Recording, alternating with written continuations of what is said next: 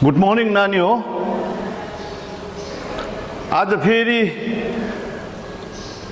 यो अनलाइनको क्लासको क्रममा तिमीहरूलाई म नयाँ वर्ष कविता गर्न लागिरहेको छु। नयाँ वर्ष कविताको व्याख्या गर्न लागिरहेको छु र नयाँ वर्ष भन्ने बित्तिकै हामीले थाहा पाउँछौँ न्यू इयर हैन नानी हो, न्यू इयर हैन। प्रत्येक वर्ष जनवरी 1 तारिक तिमीहरू नयाँ वर्ष मनाउनु कति उत्साहित हुन्छौ संसारभरि नै विश्वमै हैन र। नयाँ वर्ष आयो भनेर 12 बजी राति पछाडि पटेका पड्काउने एउटा हर्ष उल्लासमै तिमीहरूले मनाउने गर्छौ र नयाँ वर्षमा नयाँ आनन्द, नयाँ योजना, नयाँ उमङ्ग बोकेर आएको हुन्छ भनेर नयाँ वर्ष बितेको वर्ष भुलेर नयाँ वर्ष आए पछाडि हामी एउटा आनन्द मनाउने गर्छौँ। तर यहाँ नयाँ वर्ष जनवरीको होइन, यहाँ नयाँ वर्ष नेपाली नयाँ वर्षको यहाँ कवयित्रीले नेपाली नयाँ वर्षको वर्णन गरेका छन् र नयाँ वर्षका कवयित्री हुनुहुन्छ पारिजात। उन पारिजातको वास्तविक नाम चाहिँ हो विष्णु कुमारी वाइबा। पारिजात दार्जिलिङकी पारिजात दार्जिलिङको लिङ्गिया चिया कमानमा हुर्केकी जन्मेकी र नेपाल काठमाडौँ पुगेर उनी पारिजात भइन् र उनको जन्म विक्रम सम्वत 1994 सन् 1937 लिङ्गिया चियापारी दार्जिलिङमा भएको थियो भने उनको शिक्षा पद्मकन्या विद्याश्रम विद्यालयमा अनि सोही कलेज पद्मकन्या कलेजबाट पद्मकन्या विद्याश्रमबाट एसएलसी अनि पद्मकन्या कलेजबाट बीए उनले अध्ययन गरेकी थिइन् र उनको सबभन्दा प्रसिद्ध उपन्यास चाहिँ हो शिरीषको फूल, जुन उपन्यासलाई मदन पुरस्कार पनि नेपालमा दिएको हो। अनि त्यही शिरीषको फूललाई ब्लू मिमोसा भनेर अंग्रेजी नाममा ब्लू मिमोसा को नाममा अनुवाद गरेर अमेरिकाको मेरील्यान्ड युनिभर्सिटीमा पढाइन्छ। अनि पारिजात यस्ता किसिमका कवि लेखिका हुन् जस उनको लेखन प्रवृत्ति नयाँ चेतनाको संवाहक बने, नयाँ चेतना मानिसलाई नयाँ चेतना दिएर अनि निम्न वर्ग, महिला, दलित अनि जनजातिको समस्या बारे उनले लेखेका छिन्। लेखेका मात्रै छैनन् र ती निम्न वर्ग, महिला अनि दलितको समस्या बारे लेखेर मात्रै हैन, उनीहरूको उन्मुक्तिको निम्ति उनले आन्दोलन पनि गरेका थिइन्। अनि 2033 सालमा राल्फा भन्ने एउटा साहित्यिक संस्था, संगीतकार अनि केही लेखक कविहरूको संगठनबाट एउटा राल्फा, जुन राल्फा को माध्यमद्वारा उनी सडकमा उत्रेर गरिब, निम्न वर्ग, महिला, दलितहरूको लागि आन्दोलन गरेका थिइन् र उनलाई एउटा प्रतिभासम्म बहुप्रतिभासम्म नारी लेखिकाको रूपमा चिनिन्छ। अब हामी आउँ नयाँ वर्ष पारिजात। यहाँ नयाँ वर्षको न्यू इयर तिमीले मनाउँदै गरेको नयाँ वर्ष ह्याप्पी न्यू इयर भनेर हैन, जनवरीको होइन। यहाँ चाहिँ नयाँ वर्ष विक्रम सम्वत यसपालि छ 2077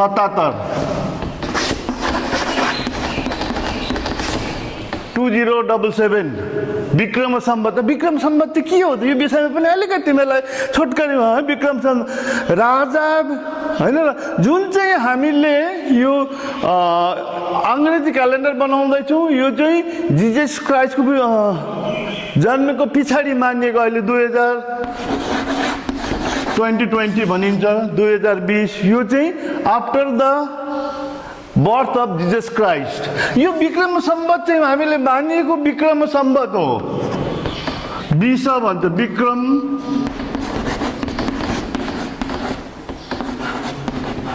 विक्रम सम्वत यो चाहिँ राजा भारतमा राजा विक्रमादित्य खुबै ज्ञानी शक्तिशाली अनि उसको विशेष शक्तिशाली भन्दा नि ज्ञानी राजाको हैन र रूपमा उनलाई इतिहासमा मानिन्छ र एउटा थियो जजमेन्ट सिट अफ विक्रमादित्य उसले खुबै न्यायपूर्ण हामीले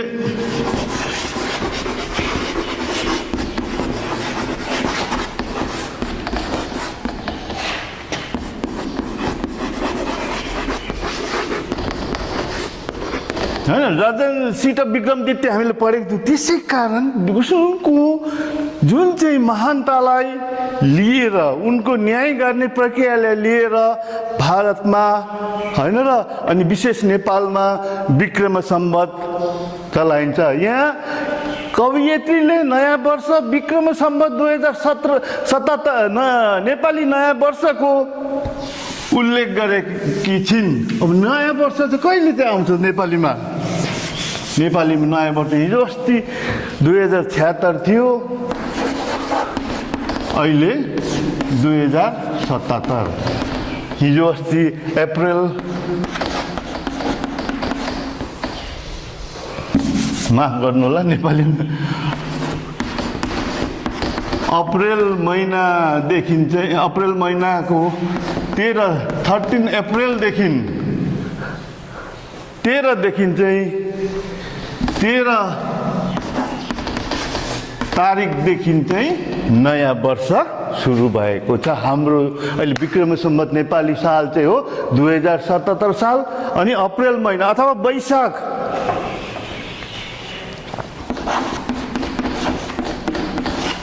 वैशाख 1 गतेदेखि चाहिँ नेपाली नयाँ वर्षको सुरुवात हुन्छ र यस कवितामा पनि नयाँ वर्ष नेपाली महिना वर्षको कवयित्रीले उल्लेख गरेकी छिन् र नयाँ वर्ष कविता प्रति अब नयाँ वर्ष भने के हो तिमीले थाहा पायो होला हैन र अंग्रेजी मान्दै गरेको नेपाली नयाँ वर्षको उनले उल्लेख गरेकी छिन् नयाँ वर्ष अब कवितापट्टि हामी जाँदैछौँ नयाँ वर्ष पारिजात दार्जिलिङकी विष्णु कुमारी वाइवा काठमाडौँ पुगेर पारिजात भइन् अनि त्यसपछि उनले लेखेका कृतिहरू खुबै प्रसिद्ध छ अब हामी पढ्दछौँ नयाँ वर्ष पारिजात चैतलाई लखेटिरहेको यो बतास र घस्रँदै उकालो चढिरहेको घाम देख्दा म थाहा पाउँछु यहाँ नयाँ वर्ष आयो अब नेपाली महिनामा हैन र अब हैन र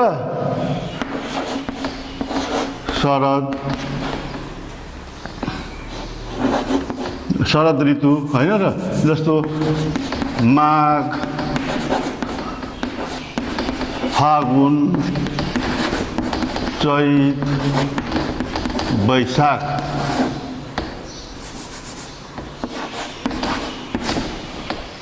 यहाँ भन्दैछ नयाँ वर्षमा हैन र माघ फागुन चैत वैशाख यहाँ कवियत्रीले भन्दैछ चैतलाई लखेटिरहेको यो बतास हैन र माघ र फागुन त तिमीले हैन ठन्डा महिना धुम्म हतपत घामहरू पनि लाग्दैन जब चैत लाग्नु थाल्छ तब घामहरू अलिक कडा प्रकारले लाग्नु थाल्छ अनि कवियत्रीले भन्दैछिन् चैतलाई लखेटिरहेको यो बतास र घस्रँदै उकालो चढिरहेको घाम देख्दा के अरे चैतलाई लखेटिरहेको जुन बतास छ त्यो बतासलाई हैन र चैतको जुन हावाहरू आउँछ हैन र त्यो हावालाई चाहिँ त्यो बतासलाई चाहिँ लखेट्दैछ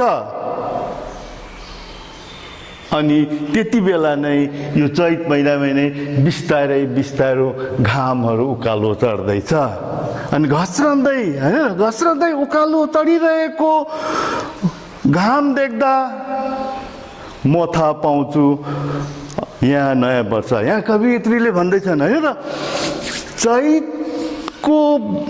चैत महिनाको जुन बतासलाई लखेट्दै गइरहेको अनि त्यस पछाडि घस्रिँदै घामहरू जुन उकालो चढ्छ र त्यति बेला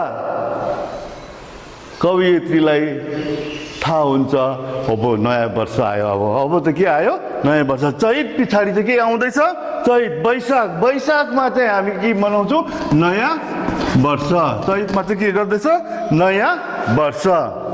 चैतमा चाहिँ आउँदैछ नयाँ वर्ष अथवा तिमीले भने जस्तै न्यू इयर र नेपालीहरूको नयाँ वर्ष र कवियत्रीले भन्दैछ हैन र चैतको बतासलाई लखेट्दै गएको बतासलाई देख्दा अनि बिस्तारै घामको उकालो चढ्दै गरेको गरम महसुस तातो घाम उज्यालो आउँदै गरेको देख्दाखेरि त्यति बेला कवियत्रीलाई थाहा हुन्छ अब नयाँ वर्ष आयो अब अनि वैशाख महिना लाग्यो भन्ने कवियत्रीले थाहा महसुस पाउँदछन्। नयाँ वर्ष अब लाग्यो है। नयाँ वर्ष अब चैत सकेपछि वैशाख महिना आए पछाडि हैन र अब नयाँ वर्ष लाग्यो। अब नयाँ वर्ष आए पछाडि नयाँ वर्ष आएको कवियत्रीले थाहा पाइसकेपछि अब भन्दैछन् जुनेली चरीको आवत जावत र कैयाका फुलहरू कोपिला देख्दा म सम्झन्छु नयाँ दिन आयो भन्दैछ। जुनेली चरी हैन अब नयाँ वर्ष आयो है वैशाख हैन वैशाख महिना लाग्यो त्यति बेला के गर्छ जुनेली चरी पनि यताउति हिँड्नु थाल्छन्। वसन्त ऋतु को आगमन पछाडि प्रकृतिमा एउटा सुन्दरता देख्नु थाल्छ। चराचुर हैन फुलहरू नि फुल्नु थाल्छ चराचुरुङ्गीहरू पनि यताउति उड्नु थाल्छ अनि फुलहरू नि फुल्नु थाल्छ। त्यति बेला कवियत्रीले भन्छन् अब हैन र जुनेली चरीको आवाज यताउति गर्दैछ। जुनेली चरी पनि कैया फुल भनेको तिमीले देखेको होला हाम्रो मेरो बारीमा त सेतो फुल्ने फुल हुन्छ सेतो त्यो चाहिँ यति बेला मात्रै ठिक्कै फुल्छ वैशाख महिनामा। र कैया जुनेली चरीको आवत जावत अनि कैया फुलका कोपिला देख्दा त्यति बेला फेरि सम्झिन्छ अब यो कैया फुलहरू फुल्नु थाल्यो जुनेली चरी आवत जावत गर्नु थाल्यो यताउति आउनु थाल्यो अब त के भयो अब नयाँ दिन चाहिँ आउने रहेछ भन्ने कवियत्रीले सम्झना गर्छिन्। नानीहरू बुझ्दैछ के अरे जुनेली चरीको आवत जावत त यताउति जुनेली चरी पनि आउँदैछ अनि कैया फुलहरू फुल्नु थाल्यो त्यसको कोपिलाहरू देखिनु थाल्यो। त्यति बेला कवियत्रीलाई सम्झना हुन्छ अब के आयो नयाँ दिन आयो। तर मेरा घरका ध्वासे दलिनमा अल्छी मान्दै पुरानै गुडमा बस्न आउने या कुमालकोटी देख्दा मन किन पुरानै सपना बटुल्न पुग्छ। यहाँ कवियत्रीले भन्दैछ भने मेरो घरको ध्वासे दलिनमा के अरे मेरो घरको ध्वासे दलिन भनेको आगो फुकेको हैन र अहिले पो ग्यासहरू छ हैन त्यति बेला आगो फुकेर आगोको धुवाले त्यो काठ हैन र अस्ति पनि मैले दलिन भने हैन यसरी काठ घरको यहाँ माथि लिन्टल जस्तो एउटा काठ तेर्साइएको हुन्छ त्यो घर खाना ठोक्नुको लागि लामो काठ हैन त्यसलाई निदाल पनि भनिन्छ त्यसलाई दलिन पनि भनिन्छ हैन र तर मेरा घरका ध्वासे दलिनमा अल्छी मान्दै पुरानै गुडमा बस्न आउने कुमाल कोटी देख्दा मन किन पुरानै सपना बटुल्नु पुग्छ। यहाँ कवियत्रीले भन्दैछन् मेरो घरको ध्वासे दलिनमा त्यो काठमा जुन काठ लामो ओछ्याइएको छ नि त्यो काठमा के आउँछ अल्छी मान्दै त्यो पुरानै गुडमा फेरि त्यो कमलकोटी आइपुग्छन् अल्छी मान्दै अनि त्यति बेला कवयित्रीले के अनुभव गर्छिन् भने उनको मन फेरि पुरानै सपना बटुल्न पुग्छ फेरि त्यही पुरानै सपनामा जान्छ हैन किनभने कमलकोटी गुड छोडेर गइसकेको हुन्छन् हैन र आफ्नो गुड छोडेर गइसकेको हुन्छन् फेरि त्यही गुड सम्झेर फेरि फर्केर आएको छिन् त्यस्तै हो हामी नयाँ वर्ष मनाउँछौँ हैन र नयाँ वर्ष मनाउँछौँ हर्ष उल्लास त्यो नयाँ वर्ष मनाए पछाडि फेरि त्यो नयाँ वर्ष त पुरानो पुरानो पुरानो पुरानो हुँदै जान्छ फेरि अर्को साल फर्किएर फेरि हामी अर्को वर्ष फेरि नयाँ वर्षको प्रतीक्षामा हुन्छौँ कवयित्रीले भन्दैछन् पास्टलाई नै रिफरेन्स गरेर हामी प्रेजेन्टमा बाँच्न सक्छौँ बितेका दिनहरूलाई नै हेरेर हामी वर्तमानमा बाँच्न सक्छौँ यदि बितेका दिनहरू र हेरेनौँ भने हामी वर्तमानमा बाँच्न सक्दैनौँ अनि भविष्यमा हामी बाँच्न सक्दैनौँ र हिजो बितेको नयाँ वर्ष सधैँ त डेली त नयाँ वर्ष हुँदैन नि होइन त्यो वर्ष नयाँ वर्ष सकिन आँटिसकेपछि होइन र फेरि हामी प्रतीक्षा गर्छौँ नयाँ वर्षको र भनिन्छ नि होइन र मरेकाहरूबाट बाँचेकाहरूले सिकेनन् भने मरेकाहरूबाट बाँचेकाहरूले सिकेनन् भने बाँचेकाहरू पनि मरे तुल्य हुन् अब हामीले होइन नयाँ चिजहरू होइन र बितेका दिनहरू हेरेर नै मनुष्यले अगाडि बढ्ने प्रेरणा पाउँदछन् त्यसरी नै कवयित्रीलाई लाग्छ उनको ध्वासे दलिनमा अल्छी मान्दै आएको कोमलकोटी देख्दा उनको मनै के अरे पुरानै सपना बटुल्नु पुग्छ त्यही पुरानै दिन बटुल्न पुग्छ र कवयित्रीलाई एउटा निराश होइन पुरानै मन किन पुरानै सपना बटुल्न पुग्छ होइन र त्यो बितेका दिनहरू त्यो बितेका समयहरू त्यो हेरेर नै हामी अगाडि बढ्न सक्छौँ त्यही पुरानै दिनमा उसको मन त्यहाँ फेरि रङ्गालिनु पुग्छ फेरि त्यो दिनहरू सम्झना गर्नु पुग्छन् अनि कवयित्री भन्छन् अनि मलाई यी साराका सारा प्रकृतिलाई एकपल्ट रोगन गरिदिउँ जस्तो लाग्छ के भन्दैछन् अनि मलाई यी साराका सारा प्रकृतिलाई एकपल्ट रोगन गरिदिउँ जस्तो लाग्छ अनि कवयित्रीले भन्दछन् भने यसरी पुरानै दिनमा हामी बाँच्नु भने हैन पुरानो दिन हैन नयाँ दिन आउँछ फेरि त्यो नयाँ दिनहरू फेरि नयाँ वर्ष आउँछ फेरि त्यो पुरानो बन्दै जान्छ फेरि नयाँ वर्ष आउँछ त्यसो भए यस प्रकृतिमा भएको जति पनि हैन र प्रकृतिलाई नै एकपल्ट फेरि नयाँ बनाइदिउँ सबैलाई हैन अनि मलाई साराका सारा प्रकृतिलाई एकपल्ट रोगन गरिदिनु भनेको नयाँ हैन जस्तो घरमा तिमीहरूले नयाँ रङ लाउँछ घरमा रङ लगाए पछाडि फेरि नयाँ देखिन्छ नि नयाँ एउटा चटक देखिन्छ नि त्यस्तै कवयित्रीले पनि अब यो प्रकृतिलाई नै सारा प्रकृतिलाई नै संसारभरिका प्रकृतिलाई नै एकपल्ट नयाँ रोगन हैन नयाँ रङ पचेर लगाएर अथवा नयाँ प्रकारले सजाउनु मन लागेको छ नानी हो मैले जति सक्दो तिमीलाई बुझाउने कोसिस गरेँ र तिमीले कुनै नबुझेको विषयवस्तु छ भने तिमीले व्हाट्सएप मार्फत तिमीले मलाई कन्ट्याक्ट गर्न सक्नेछौ नानी हो फेरि म अब तिमीलाई अर्को कवितातर्फ लाँदैछु जुन कविताको शीर्षक छ देश चिनाउँदै यसका कवि हुनुहुन्छ मनप्रसाद सुब्बा कविले देशलाई कसरी चिनाएका छन् त अस्ति पर्यो देश महिमा देशको गुणगान पुष्पलाल उपाध्यायको अब चाहिँ कविले देशलाई कसरी चिनाएका छन् त कवि मनप्रसाद सुब्बाले कवि मनप्रसाद दार्जिलिङको बिजनबारीमा 1950 सालमा जन्मिएका अनि त्यहीको विद्यासागर स्कुलमा अध्यापन पनि गरेका त्यसपछि पार्ट टाइम अंशकालीन लेक्चररको रूपमा त्यहाँका बिजनबारीको डिग्री कलेजमा पनि उनले काम गरेका प्राध्यापन गरेका हुन् अनि उनको कारिता, उनको काव्य कसरी, उसको हैन काव्यहरू कविताहरू कसरी लेखेका छन्, कस्तो भाव छन् त। कवि मनप्रसाद सुब्बाका कविताहरूमा नयाँ चेतनाको भावनाहरू, नयाँ जीवनलाई बुझ्ने, जीवनको परिभाषालाई नयाँ प्रकारले बुझ्ने चेष्टा गरेका छन्। अनि उनी चाहिँ अनौपचारिक भाषामा, अनौपचारिक भाषा भनेको जो पुरानो अनौपचारिक भाषा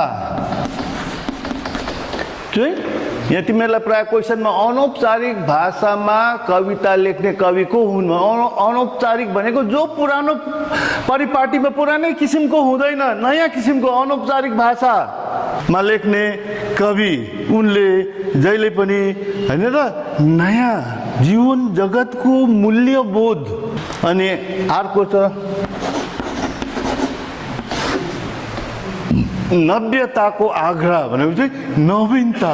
जहिले पनि उसका कविताहरूमा नयाँ नयाँ प्रयोग गरेका छन्, नयाँ नयाँ हैन र भाव वस्तुलाई उनले पस्किने चेष्टा गरेका छन् र उनका कविताहरू छन् र ती नयाँ नयाँ भावहरू हैन, ती कविता सङ्ग्रहहरू बिब्ल्याटो युगभित्र कार्टुन मान्छे, भुख्या सहरको देशमा, आदिम बस्ती, उसमा त्यस्तै 8वटा कृतिहरू छन् जसलाई चाहिँ आदिम बस्तीलाई 1988 सालमा साहित्य एकाडेमी दिल्लीबाट पुरस्कृत गरिएको छ।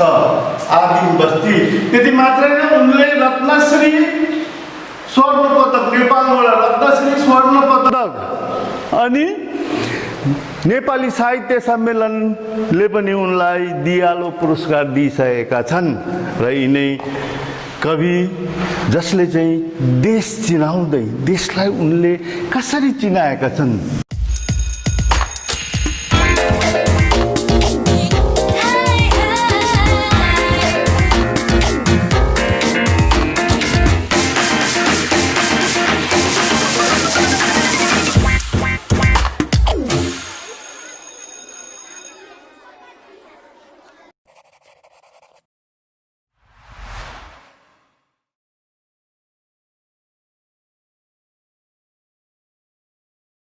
मनप्रसाद सुब्बाको देश चिनाउँदै उसले मेरो देशको मानचित्र हेर्न माग्यो, मैले एउटा पिपलको पात देखाइदिए।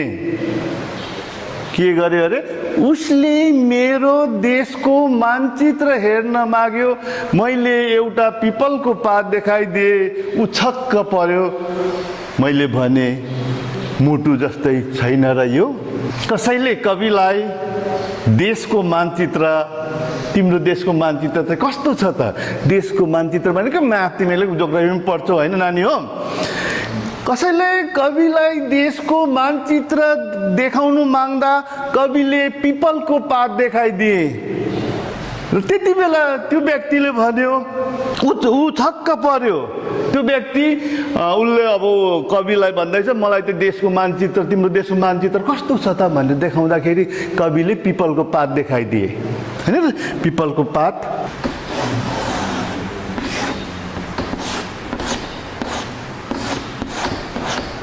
पिपलको पात यस्तो हुन्छ हैन र नानी हो। पिपलको पात देखाइदिए। पिपलको पात देखाउँदाखेरि ऊ छक्क पर्यो। छक्क परेर भन्यो,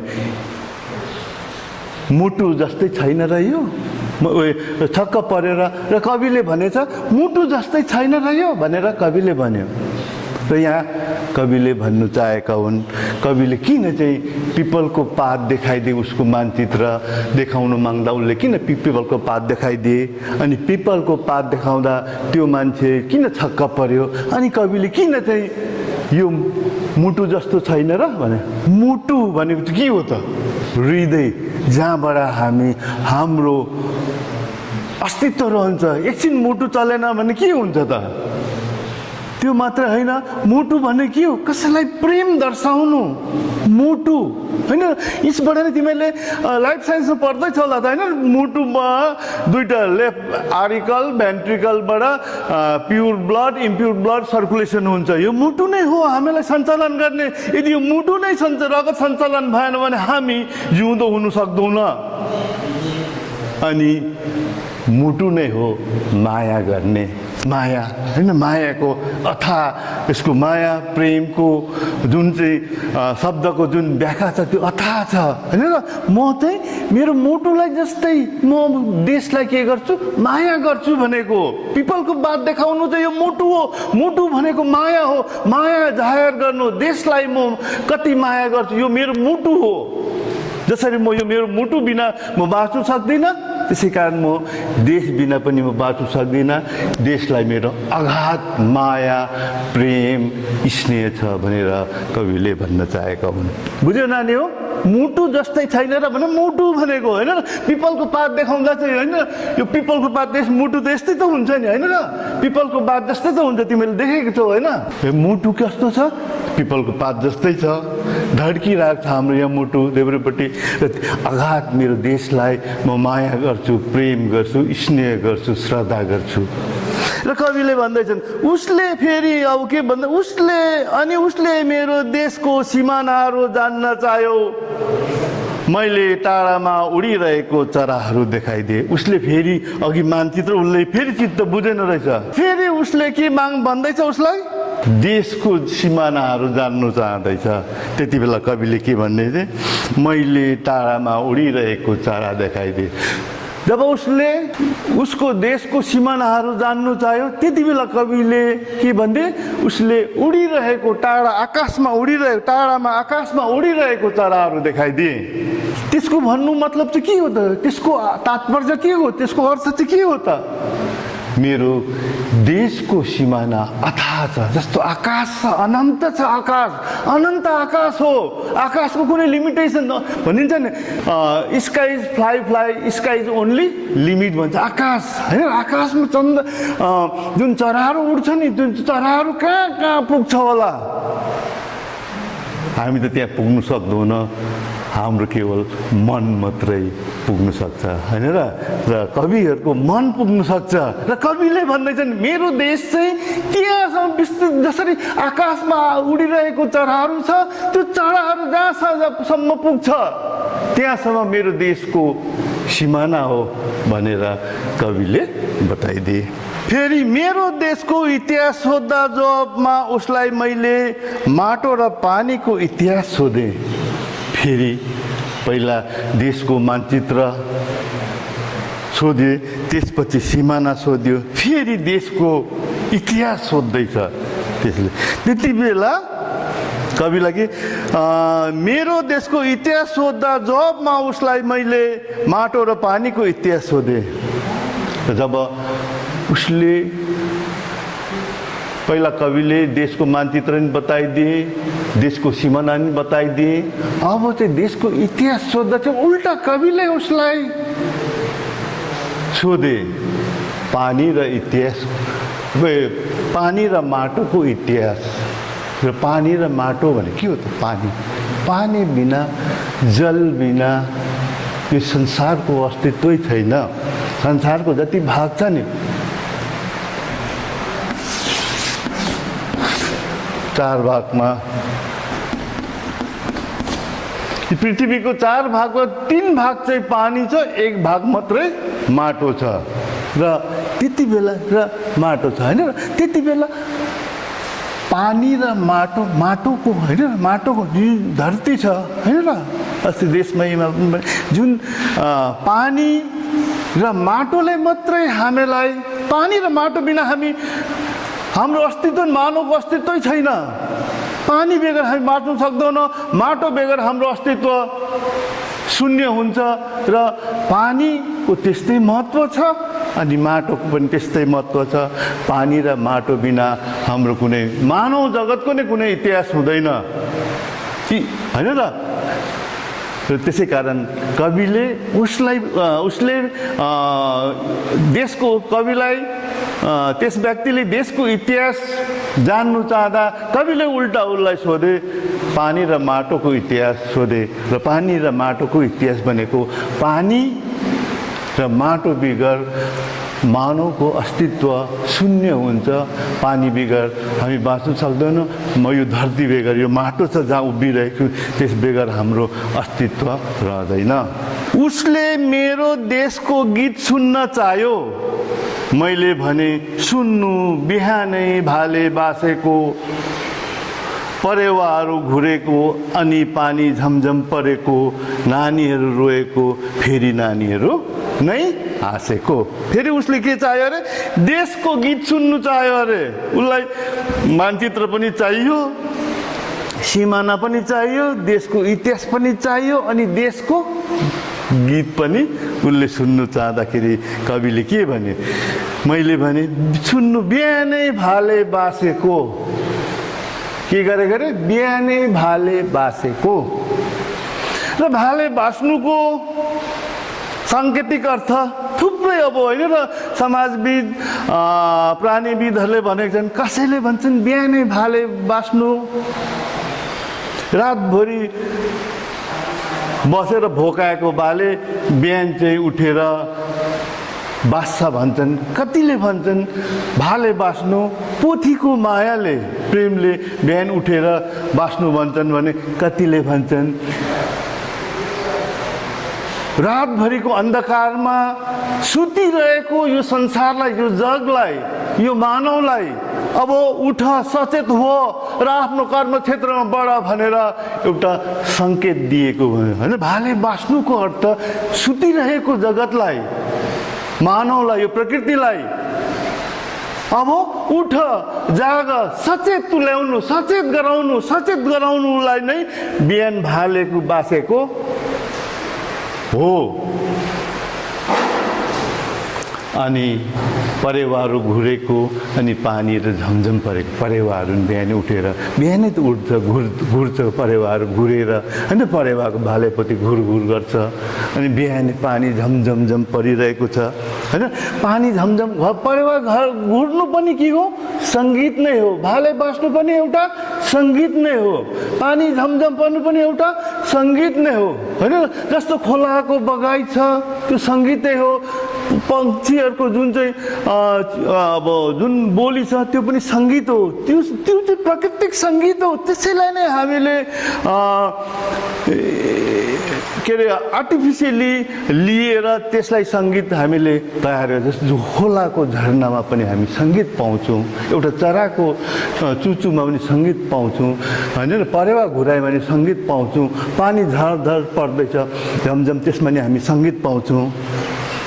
अनि नानीहरू रोएको फेरि नानीहरू नै हाँसेको।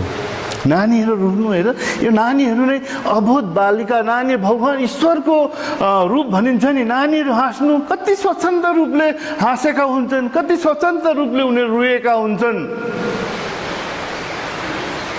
त्यही नानीहरू जन्मिन्छन्, स्वच्छन्द रूपले जन्मिन्छन् होइन। भनिन्छ नि every man are born free but bound by chain. मान्छे होइन स्वतन्त्र रूपले जन्मिन्छ अरे, तर उसलाई के हुन्छ? साङ्लोले घेरिएको हुन्छ भन्छन्। त्यो एउटा नानी त होइन। र नानी रोएको, नानीहरू कि स्वच्छन्द, उनीहरूलाई कुनै किसिमको त्यो सामाजिक, राजनीतिक होइन र अर्थनैतिक केही बन्धन हुँदैन। उनीहरू स्वतन्त्र रूपले हाँस्छन् अनि स्वतन्त्र रूपले रुन्छन् पनि। र कविले आफ्नो मेरो देशको गीतहरू उनले सुन्नु चाहँदा, उसले मेरो कविको देशको गीतहरू सुन्नु चाहँदा तिमीले सुन्नु बिहानै भाले बासेको। भाले बास्नु भनेको जगतलाई सचेत गराउनु, उठ आफ्नो कर्म क्षेत्रमा लागेको। अनि परेवाको जुन चाहिँ घुरेको छ, भाले बास्नु पनि सङ्गीतै हो। परेवा जुन घुर्दैछ, घुरघुर गर्दैछ, त्यो पनि सङ्गीत हो। अनि पानीहरू झमझम पर्दैछ, त्यो पनि सङ्गीतै हो। अनि नानीहरू रुनु पनि सङ्गीतै हो, नानीहरू हाँस्नु पनि सङ्गीत हो। त्यो नानीहरू रुनुमा कुनै छलकपट छैन, तिनीहरूको हाँसो स्वच्छन्द हुने गर्छ। बुझ्यो नानी हो? यो देशको गीत चाहिँ के हो अरे? भाले बासेको, परेवा घुरेको, पानी झमझम परेको, अनि नानीहरू रोएको, अनि त्यही नानीहरू नै हाँसेको।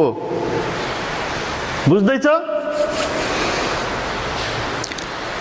जब उसले मेरो देशको आस्थाहरू बुझ्न खोज्यो, मैले उसलाई प्राचीन प्रेमका कथाहरू सुनाइदिए। जब उसले मेरो देशको आस्था, कविलाई जब उसले देशको आस्थाहरू बुझ्न खोज्यो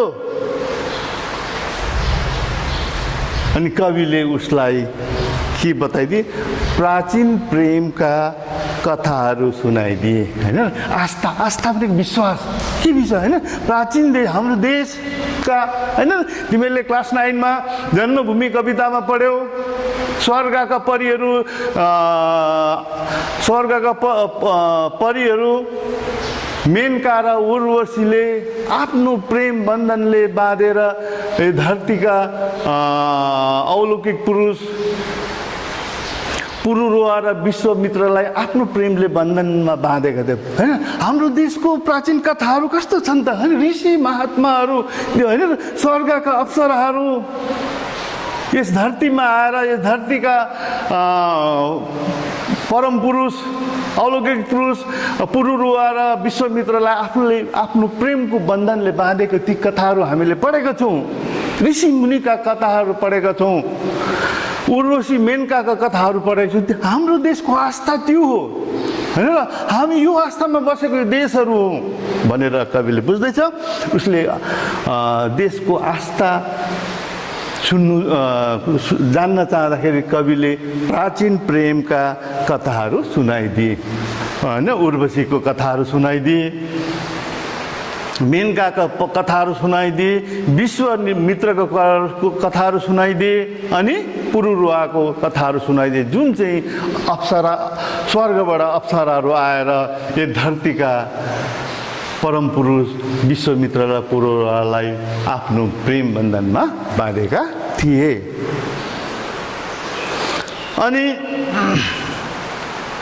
मेरो देशको भाषा सोद्धा जवाबमा उसलाई मैले रुवाई र हँसाइको भाषा सोधेँ। र फेरि उसले के सोध्यो? यो मान्छेले सोधेको सोधेको, होइन, उसले मेरो देशको भाषा सोद्धा, कसको? मेरो देश, म जुन देशमा बस्छु त्यो देशको भाषा सोद्धाखेरि जवाबमा मैले भन्ने रुवाई र हँसाइको भाषा सोधेँ। भाषा यहाँ रुवाई, होइन र, रुवाई र कविले भन्दैछन्, कविलाई उसले देशको भाषा जान्नु चाहँदा, तिम्रो देशको भाषा त के? मैले भन्दैछु मेरो देशको भाषाबारे सोद्धा, मेरो देशको भाषा के हो भनेर त्यसबारे सोद्धा मैले जवाबमा उसलाई भने रुवाई र हँसाइको भाषा, रुनु। होइन र, मान्छे जुन चाहिँ मान्छेको रुवाई छ त्यो आनन्ददायक छ।